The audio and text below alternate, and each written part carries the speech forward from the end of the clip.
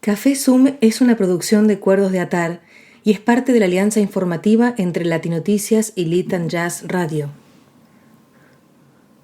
Hola, ¿qué tal? ¿Cómo están? Les damos la bienvenida a una nueva edición de Café Zoom. Hoy tenemos el gran honor de volver a tener con nosotros a Alicia Dujovne Ortiz, periodista y escritora. Ella en realidad no necesita presentaciones. Es una mujer directa, lúcida y posee una mirada rigurosa de la realidad, no exenta de poesía. Acaba de publicar su antología periodística Cronista de dos mundos, donde se recopilan artículos publicados entre 1977 y 2021. Nos recibe en su casa, en algún lugar de la Provence. Bienvenidas, bienvenidos a Café Zoom. Fue impresionante porque al leer ese libro me di cuenta, por empezar eran textos que yo no leía desde los años 60, uno no relee sus propios libros, imagínate los textos periodísticos. Entonces, al leer esta compilación fantástica que hizo Ariel Hendler, me di cuenta de la línea divisoria antes y después de 1978, es decir, mientras estuve en la Argentina y desde el momento en el que me exilié en Francia. Son dos personas, claramente. Las de la persona que fui en los años 60 y que se advierte claramente en estas notas y en la elección de los temas, de los personajes, que casi todos son poetas o pintores o actores, es que es una persona muy abierta, muy sensual, muy alegre, que escribe en forma casi barroca, cosa que el periodismo de la época nos permitía, porque en la opinión, en el suplemento cultural, podíamos escribir sábanas inmensas, como la nota, que es lo más importante que hice en mi vida, la nota Juan L. Ortiz, que no terminaba nunca. Bueno, y en todas les preguntaba era una especie de mística, les preguntaba por el placer y ellos me contestaban muy seriamente. Bueno, y cuando llegué a Francia dejé absolutamente de preguntarle a nadie sobre el placer y me convertí en una persona mucho más interesada, mucho más sobria en la escritura, porque la influencia del francés es inmensa. Yo empecé a escribir en francés en el 70. La influencia del francés, del rigor, de la racionalidad, no estoy diciendo ninguna novedad, a la que te obliga el francés, y el hecho de que al estar fuera de la Argentina me empecé a interesar mucho más en los mitos argentinos, en la realidad política de la Argentina y del mundo, cosa que antes del 78 no estaba dentro de mis intereses fundamentales. Hablabas de que tu forma de escribir cambió con el cambio de tierra y supongo también con la evolución de los años y de tu propia vida, ¿no?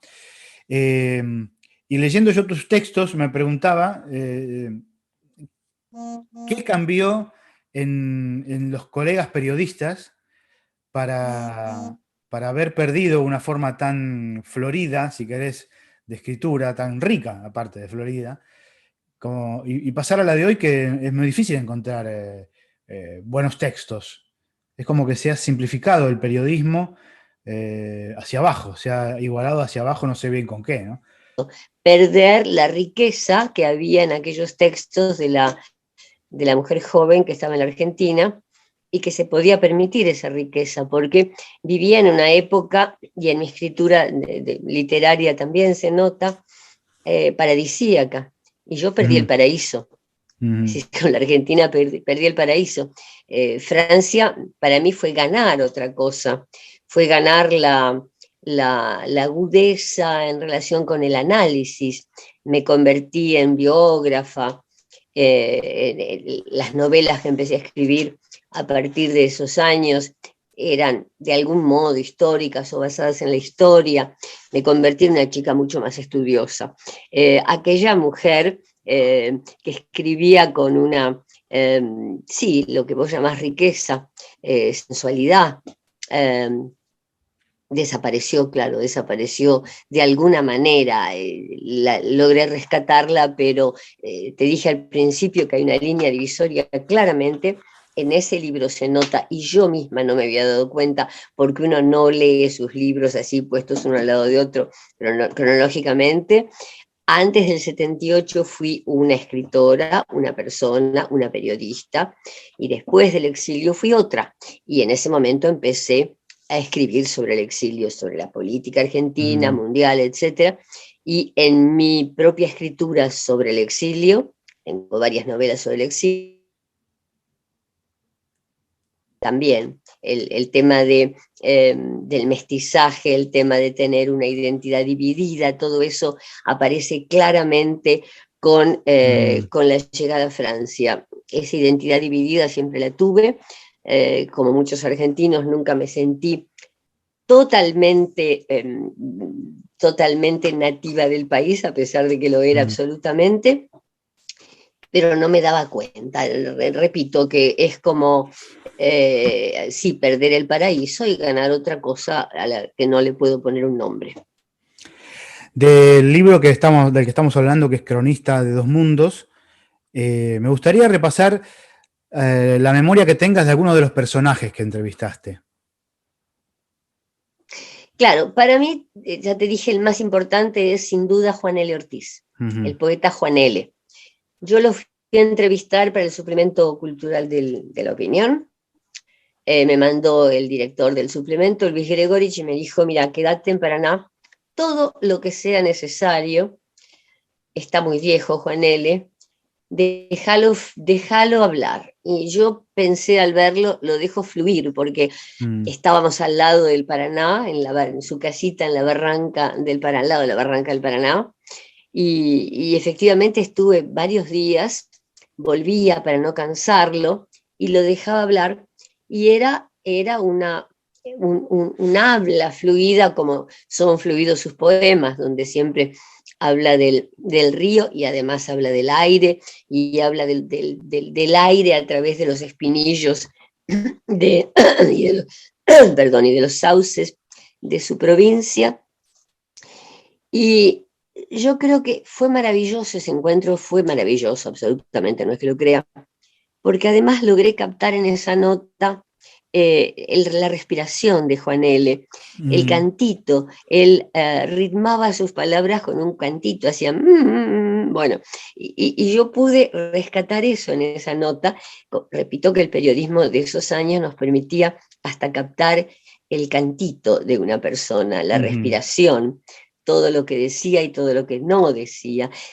Yo digo en mi prólogo a Cronista de dos mundos, este libro del que estamos hablando, que si no hubiera escrito otra cosa en mi vida, que ese reportaje a Juan L., me podría morir tranquila. No me podía morir tranquila para nada, pero bueno, quiero decir que es lo más importante que me pasó.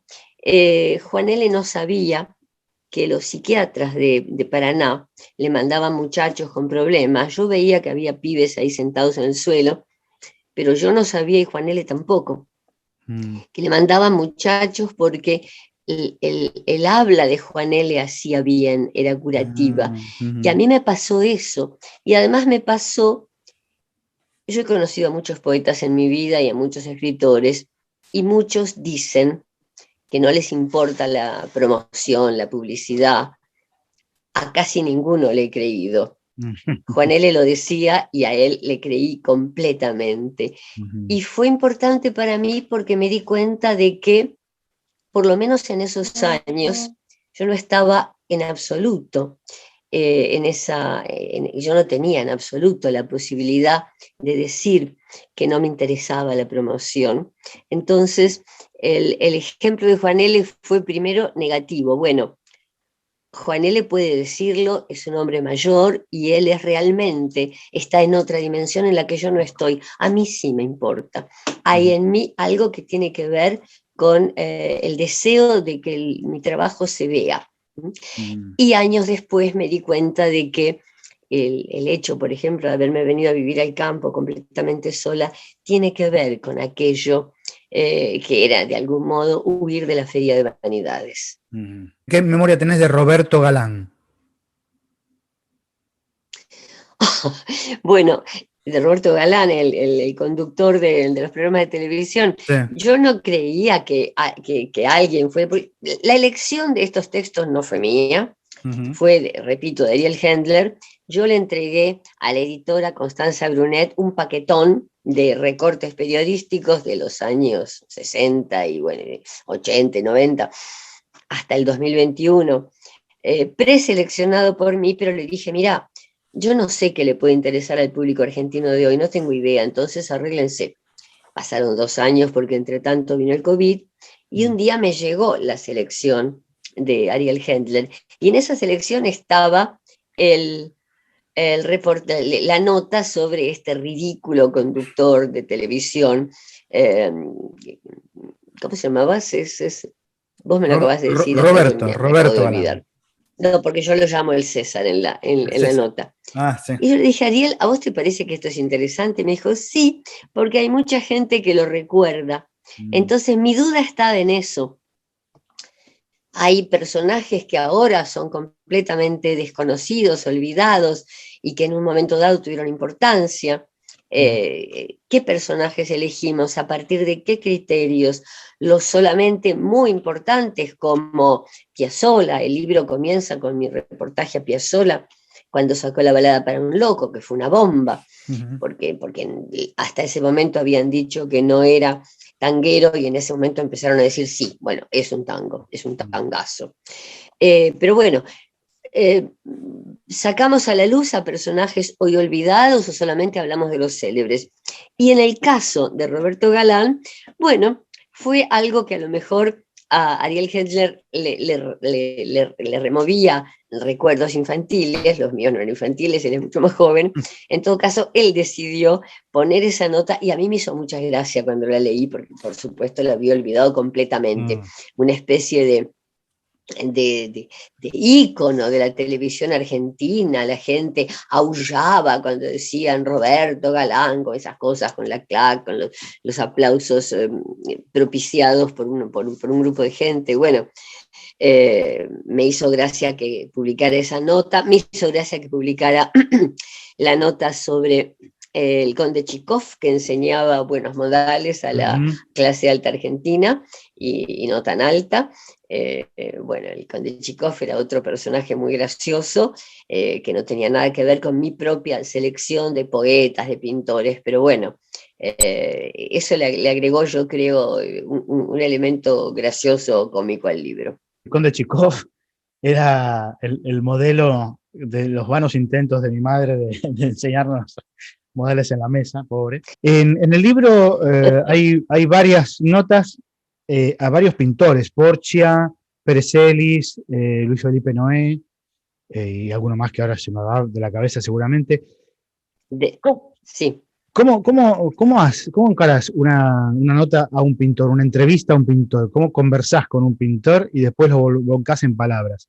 Lo digo porque para mí es muy complicado hablar con alguien que trabaja con imágenes.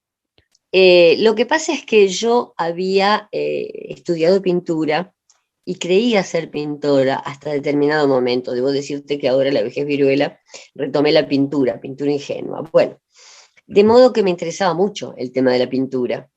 Deira me interesaba mucho.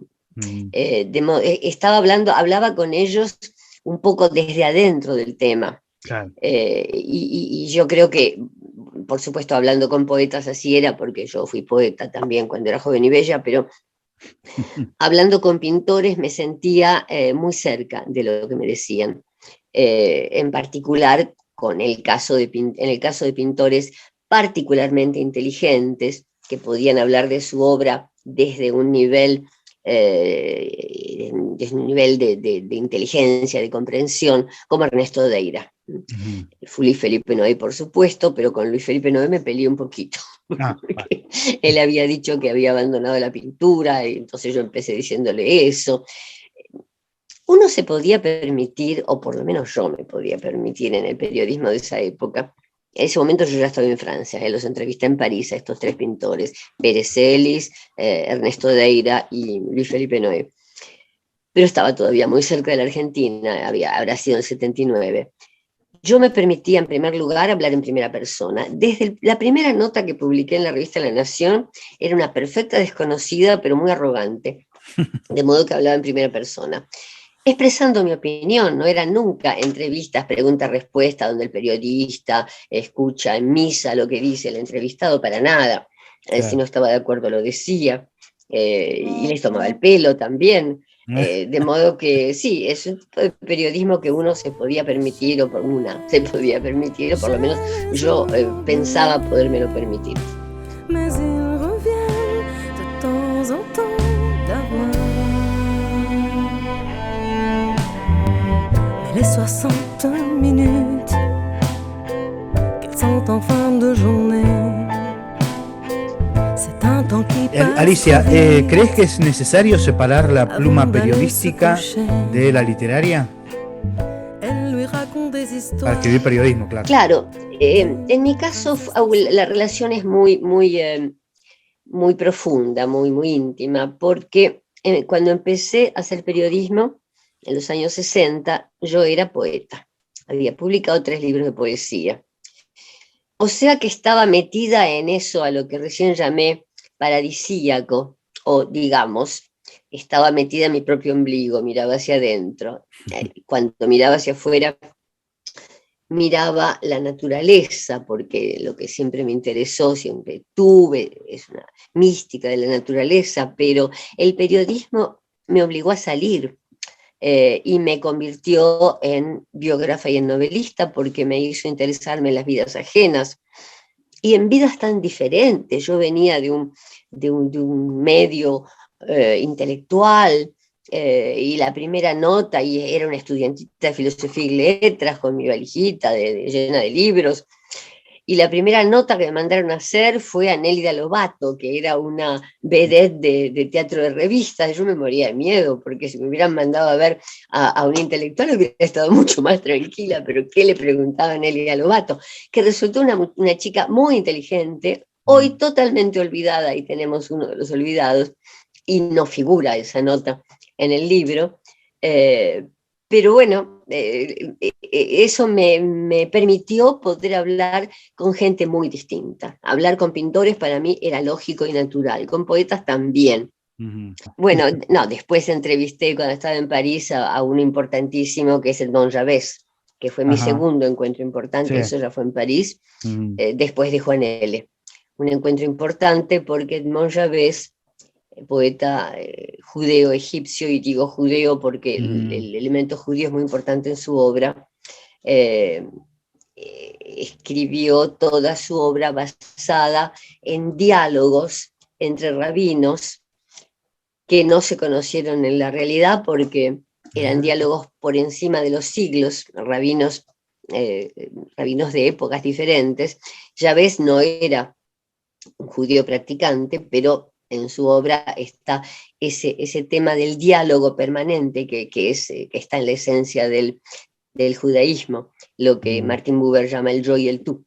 Entonces, ese encuentro con Javés para mí fue muy importante, y tenía una cara dolorosa, de una bondad dolorosa, que me rompía el corazón. Además se parecía a mi tío León Duhovne, el filósofo. Con lo cual la emoción que me provocaba verlo era tal que él me invitaba a su casa y yo no iba porque me emocionaba demasiado.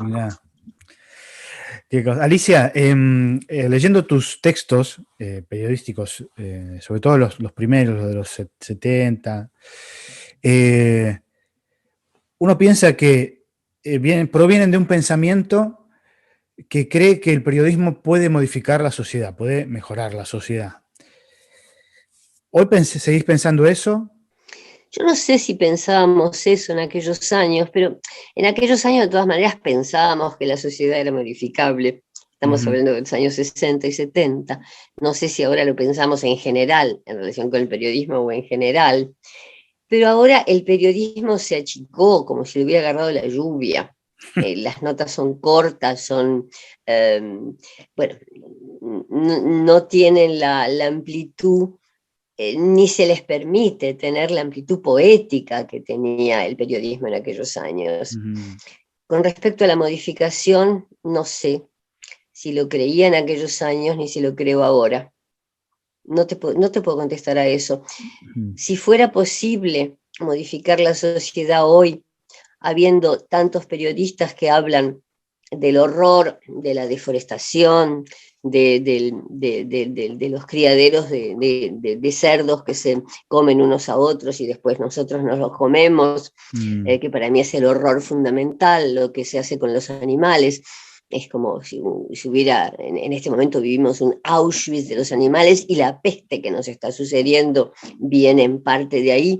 Bueno, hay muchas notas sobre esto y nada se modifica, porque el poder no está en el periodismo, el poder no está ni siquiera en la política, el poder está en otro lado, el verdadero poder. ¿Qué pensás que pueden Están los aportar? dueños del mundo. Sí, sí. Que pueden aportar una lectura hoy de tus notas de aquel tiempo. Es como un libro de historia. Es curioso, eso es otra de las cosas que me sucedió al leerlo. Evidentemente, cuando uno escribe en una época determinada, no piensa que está escribiendo historia. Al leerlo, hago cuenta de que es una historia al mismo tiempo personal, porque hablo en primera persona, cuento cosas personales y muy a menudo en mis notas, y es una historia de la Argentina y del mundo. Es decir, que se puede leer como un libro de historia, y hay gente que al leerlo me ha dicho, ay, me interesó mucho reencontrar a este o aquel, como si fueran personajes perdidos, que un libro así, muy, muy particular, porque no es una novela, no es una biografía, es una antología del periodismo, es un estilo de libro muy, muy particular, puede ayudar a rescatar personajes olvidados. Es como un libro de historia y rescata personajes que la historia dejó de lado. ¿Y por qué pensás que como sociedad, nosotros los argentinos, olvidamos a Bustos, casi a Porcia y recordamos a Roberto Galán? Ah, claro. Sí, ese era el que había me olvidado. ¿Por qué? ¿Por qué pienso Porcia. que olvidamos a Porcia? A Porcia, a Bustos, a Juan L., muy poco conocido. A Juan L. no lo hemos olvidado, ¿no? porque ha habido con todo un pequeño grupo de adoradores, porque era más que fanáticos de Juan L., que le rogaban, porque el viejo escribía sus poemas en tiritas de papel de seda angostas y largas, con plumín y tinta.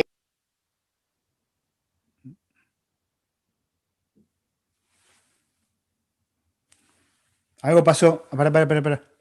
Espera que algo pasó con el sonido, no te escucho más.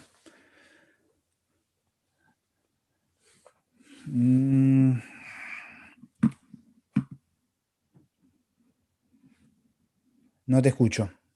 No sé qué pasó, que no te escucho. Ahora sí. A máquina sus poemas, Sí. y le regalaron una máquina de escribir, Sí. normal. Y Juan L. le hizo cambiar los tipos, de manera que los tipos eran...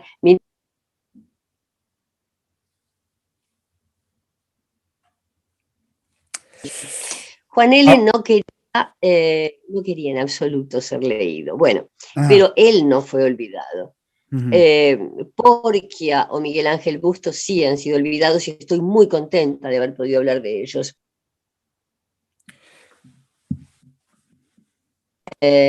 No, a Porcia no le hice una entrevista, a Porcia le hice una nota basada en historias que me contaron poetas también olvidados como Lisandro Z. de Galtier, bueno, quien habla de Galtier hoy, pero era un poeta conocido, muy fino. A Miguel Ángel Bustos le hice una entrevista que fue muy importante. No todo lo que me dijo pudo ser publicado porque Miguel Ángel estaba con los montoneros y fue desaparecido durante la dictadura poco después de la nota. Pero me habló también de sus experiencias con droga que no pudieron salir, de tipo Milló, que no pudieron salir en esa nota, pero bueno, con lo que me habló fue suficiente. Esa es una nota también fundamental y me alegro que me la recuerdes porque no creo que haya habido muchas notas importantes a este joven poeta muy, muy apreciado en su época y del que no se habla más. Alicia, ¿cómo es que resurgió la necesidad de pintar otra vez después de haberlo dejado a los 16 años? Porque soñé toda mi vida con volver a pintar, abandoné la pintura después de todo hace solo 60 años, eso no es nada. Entonces a los 80 decidí que volví a pintar, todavía demoré un poquito, pero es que vivo en el campo y veo vacas y las observo mucho la forma con largas pestañas blancas de las vacas y la mirada melancólica. Entonces creo que empecé a pintar porque estoy acá. Mi última novela, Aguardiente, en la que hablo durante páginas y páginas de la historia de un sauce, no la hubiera podido escribir en la ciudad. Entonces volví a pintar después de solo 60 años, porque estoy acá y porque lo que sigo llamando paradisíaco tenía que salir de alguna manera. En la escritura sale menos. La escritura pasa de todas maneras por el pensamiento, aún la poesía. Esto que estoy haciendo en pintura, que me encanta y que es mi gran placer en este momento, es pintura ingenua. Y hay toda una parte mía candorosa que estaba oculta, porque normalmente no soy tan candorosa, pero ahí lo que sale es exclusivamente feliz y con colores absolutamente vivos y alegres. Entonces estoy muy feliz de haber retomado esa parte mía que es probablemente infantil. Alicia Duhovne Ortiz, muchas gracias por este tiempo de compartir en Café Zoom. Muchas gracias a vos, Fernando. Y hasta el próximo abrazo, que nos encontremos prontito, ahora que te venís a París. Hasta el próximo, sí. Le train ne l'attendra pas. Toutes les journées se ressemblent comme des trous qui bouffent le temps. Et la petite heure qui reste, c'est pour sa fille qui l'attend. Tous les choix qu'elle fait, tous les petits pas, ils restent écrits à feu loin quelque part. Ils se sont cachés, je les oubliés, mais ils reviennent. Café Zoom llega a una audiencia potencial de 3 millones de latinos en el exterior a través de las emisoras aliadas. 61 minutes qu'elles sont en fin de journée. C'est un temps qui passe trop vite avant d'aller se coucher. Elle lui raconte des histoires d'une princesse dans son palais qui vit sans l'ombre des doutes, car elle connaît le bonheur. Tous les choix qu'elle fait, tous les petits Esperá, no te vayas. Si querés estar al tanto de las novedades de Café Zoom y tener la mejor información, no te olvides de suscribirte al canal de Latinoticias de YouTube y a Lit and Jazz. Salud y alegría.